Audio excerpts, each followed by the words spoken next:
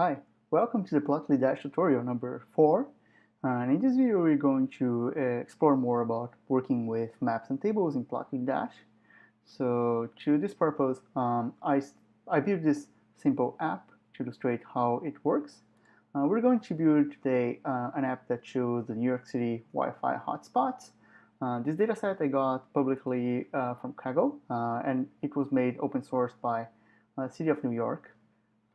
So I'll post this link in the description, and also if you want to follow the same dataset I'm using to replicate this app, I'll put this in the GitHub. So this dataset contains like the boroughs, type of the Wi-Fi service, the providers, and we also can check that in the tooltips. And we're going to explore on how to make it interactive. So if you want to just select some boroughs to show, or you want some kind of service, so this, and it will update accordingly what you want. So it's like multiple selection, and also you should be able to just plot some selected points here.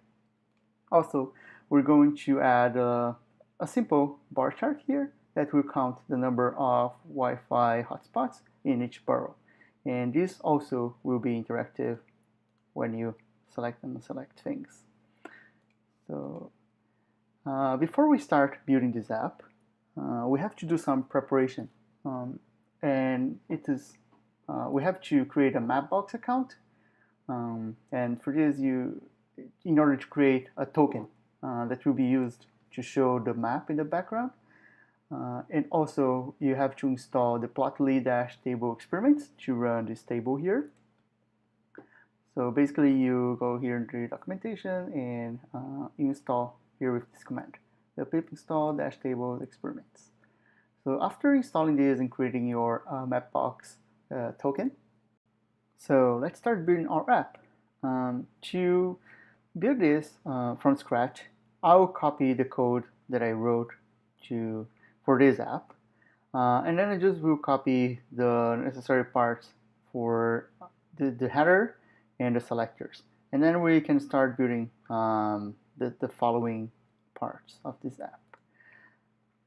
So I'll copy that and save as a different name, map.py, and I'd like to start importing the necessary components, so core components, the HTML, table experiments that we previously have installed, and also for this video I'm going to use the pandas package. Two other imports that I'm using is the Plotly graph object as goal, and also importing everything from this. These two lines we didn't use in the previous videos, but then it will be useful for us to plot the bar chart under the graph, the map and the table. Here I also give a title for our app. This is the name that appears here in the tab in the browser. And also you have to paste your Mapbox access token here in this field, as I'm going to delete this access token after publishing this video, and also importing the map using pandas. In this line I select just the column that I'm more interested in working with and drop in the duplicates. I found, I think, 2 or 3 duplicates there, and here I just load the CSS as we did in the video number 2. So this part of the code you already know. This is the header part, which we've been using for the 3 previous videos. And here I state the selectors. So basically the label and the value, and the values that are selected when the app starts. So by running this, we will see just the header and the selectors. So let's just confirm this. Running the map.py. Okay, so here it is. And now we have to copy the part that will plot the table and the map. So I'm going to start with the table because the map reads information from the table. And also the bar chart reads information from the table. So let me start just putting the table. So here is the code that we will use for everything actually.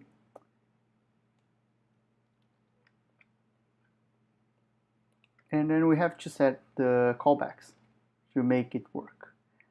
So after this part here, I have to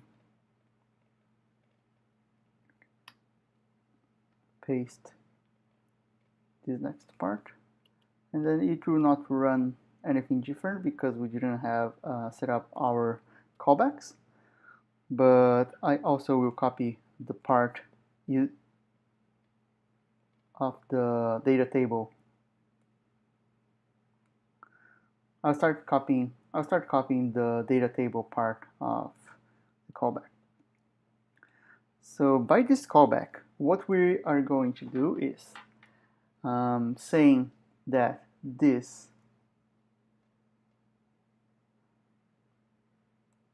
table here, 6 columns after the map, so map will get the 6 columns here, and then table the next 6, completing the 12. This will accept some information from the callback. So the syntax for the data table, you can check in the documentation, but then basically we will have the records from the map data, and also we'll make the row selectable and filterable, sortable, and here the callback will just accept as the input the 2 selectors. So the selectors are named ID burrows and ID type, and this will feed our callback and make the selectors interactive with the table. So by selecting this, I will just say that the map, auxiliary map, which is like a copy of our map data, and filter this data set saying the type in the selected types here, and the burrows in the selected burrows list. Basically what we have is a subset of the data frame, which are the type selected and the burrow selected, and it will return the rows that will be put in here. So after this, just let's save it and see if it works.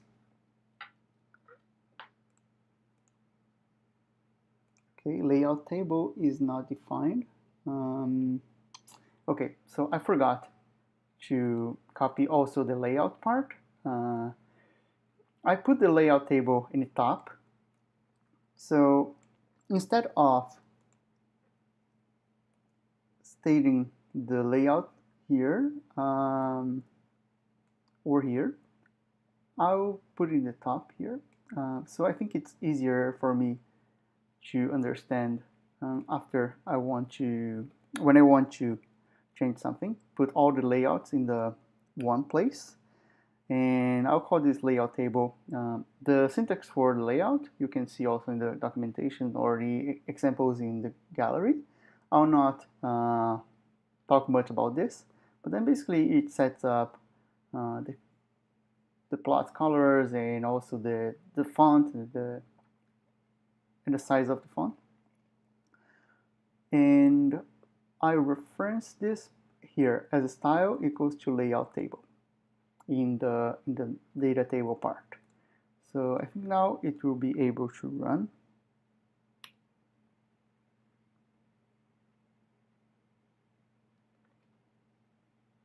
Okay, data layout table is not defined. Oh, I forgot to save. Okay.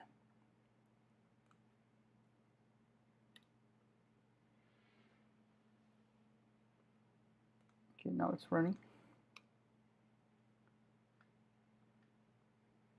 So you can see here that our table is also responsive. So let's say here, like you see that the borough is Brooklyn. If we unselect Brooklyn, it will get rid of this. Also Bronx, Manhattan.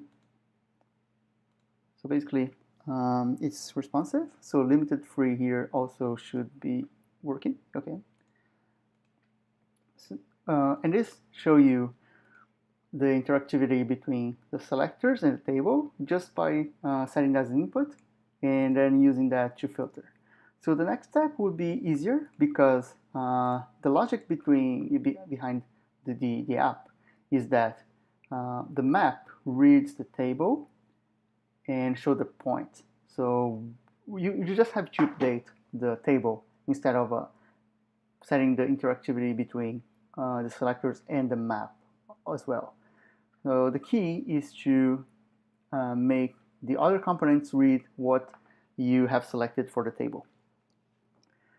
A plus will be making the map understanding that when you select some points, oh, it's not running here, but then when the tab is selecting some points, it will just show the point that you selected here in the table. And we'll see that in a second. So when you copy the callback,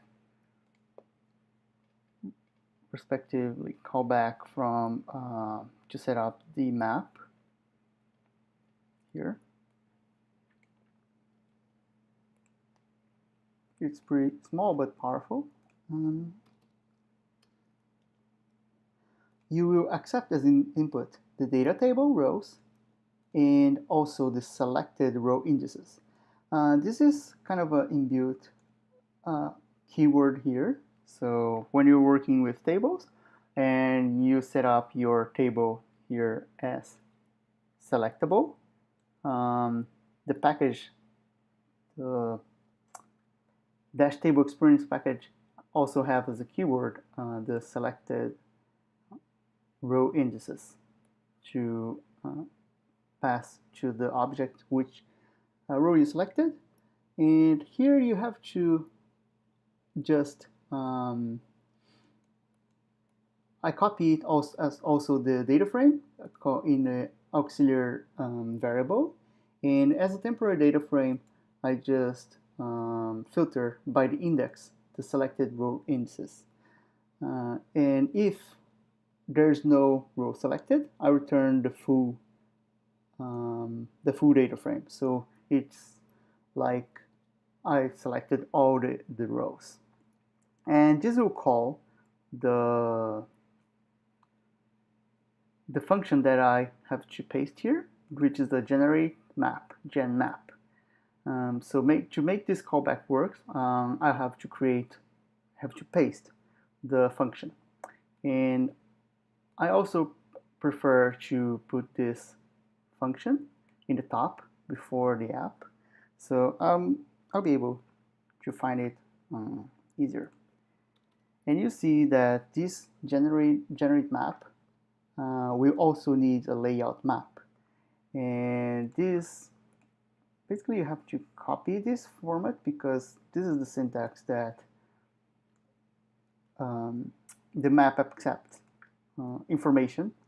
And in this layout we will have things like the map box access token that we paste in the beginning as this variable. Also the hover mode, so the title of the map, and also we can also play with the type of the map. So the style that I'm using is called light. You'll see in the second we can shift it to dark and then other types. You just have to check in the map box styles documentation. And by pasting these, I think we'll be able to run and have the map also working. Oops. Saving here and checking if this works. Okay. Oh, restarting. I think it restarted well.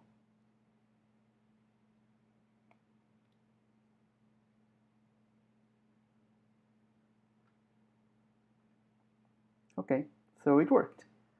The one thing that I can warn you when working with maps is that any type of error that you run, it's very hard to figure out that it's actually an error because it did not show anything.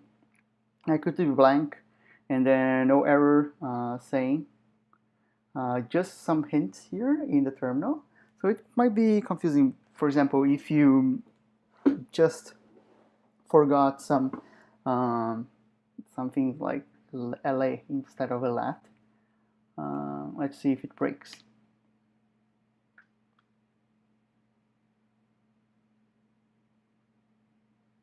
You see, like, there's no things here, but then also no errors here in the terminal.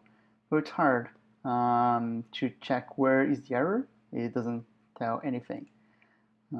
So be very careful about all the names and all the components inside the data when you're telling to the map. Okay, so let's save here and make our app works.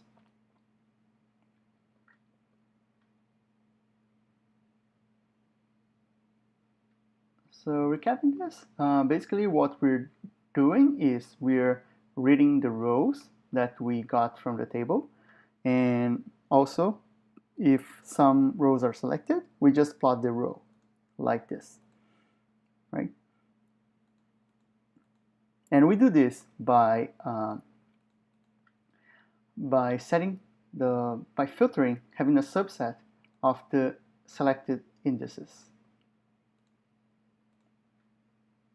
Okay, and lastly, we have to set up the last graphic here. We also put like a division, 12 columns under the 6 columns in a bar graph ID. And what we have to do is basically set up like one more callback for the output bar graph. And this is pretty simple. What I'm going to do is to just show the count of the number of Wi-Fi hotspots depending on the selections. One flaw, as I stated in the beginning of the video, is that it will not update when we select the rows in the table, but then it will update when if we unselect some selectors here in the top. And to do this bar chart, I'm going to use another syntax that we didn't use in the previous videos, but then I think it's a nice thing to learn as a new way to build some bar charts using the graph object from Plotly. And the syntax is basically the same, but then we have the layout separated from the data, both in the dictionary style, and inside the data we have go bar, indicating that is a bar chart, and here in the x-axis is the boroughs and the count of each type. Basically, it doesn't matter this key because I'm grouping by borough, and then any other column will be just the count of rows that is inside the borough, the selected borough. So I just put one column here, but it can be any other columns. And let's see what happens when we save this and reload the page.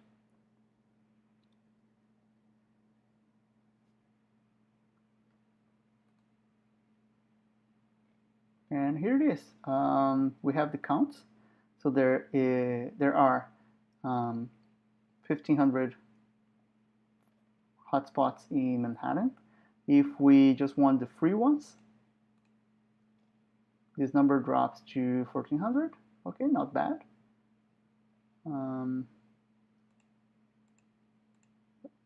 And this is our app. It's pretty simple, but then you got the concepts on how to work with tables, maps, and how the table can also update other components. And I just want to explore a little bit more about the map preferences and options. As I said before, you can change the style as like light. I think it's dark.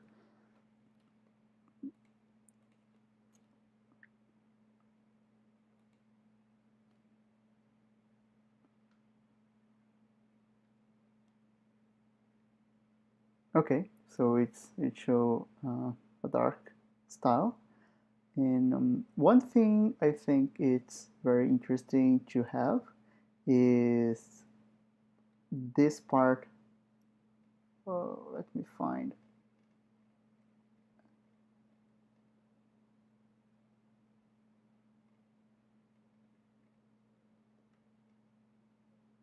Is the auto size? No, sorry. It's not the auto size.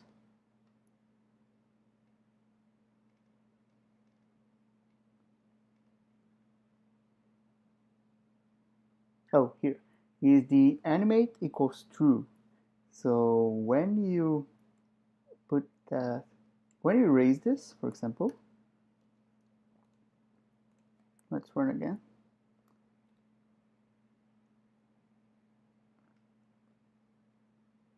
Every time you do something, for example, uncheck this, it will reload the entire map. See, so here it reload everything again. But when we have the auto size, sorry, animate equals true, it doesn't happen. The map stays, and then just the points are updated, which is much better, visually much better, and also more efficient. So let's see what else I have here to share with you. Here you center the dictionary and you set the zoom. So basically I also have like kind of a coordinates to center here in Queens. But then if you change the zoom to, let's say, 9,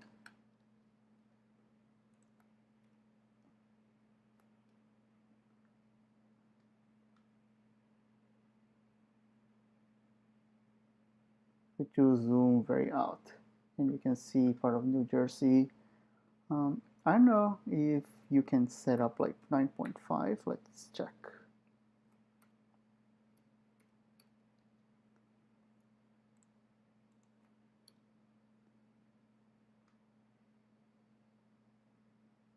Okay, apparently not. But then it's a good thing to put here. I prefer 10 in our case. And also, obviously, you can set up your center in a different part if you're not working with New York City. Just find some center in the between your points, and you'll be all set. Well, let's see what else I have here. I think it's just this. We completed all the tasks I planned for this tutorial. Thanks for watching. I'll put all the source codes in the comment in the description of the video, and also you will be able to find this in the GitHub that we're using for the Dash tutorial series. So again, thanks for watching, and see you in the next video.